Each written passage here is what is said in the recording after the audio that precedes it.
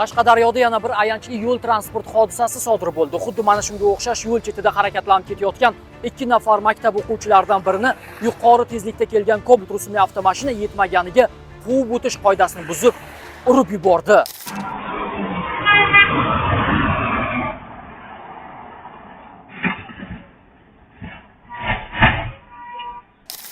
Ma'lum bo'lishicha, voqea joriy yilning 14-oktyabr kuni Kitob tumani Narimon mahalla fuqarolar yig'ini hududidan o'tgan markaziy yo'lda sodir bo'lgan. Cobalt bilan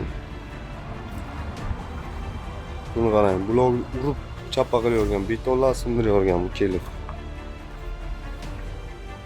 Hodisa oqibatida og'ir tan jarohati olgan 15 yoshli maktab o'quvchisi shifoxonaga yotqizilgan. Joriy yil 14-oktyabr kuni soat 11:35 larda yo'l transport hodisasi oqibatida tan jarohati olgan 2010-yilda tug'ilgan bemor tez tibbiy yordam mashinasida Kitob tuman sog'liqni saqlash bo'limi markaziy shifoxonasiga o'ta og'ir behush holatda olib kelingan. Shifokorlar tomonidan barcha zarur reanimatsion va jarrohlik choralari ko'rilganiga qaramay, og'ir jarohatlar asorati tufayli bemor hayotini saqlab qolish imkoni bo'lmagan.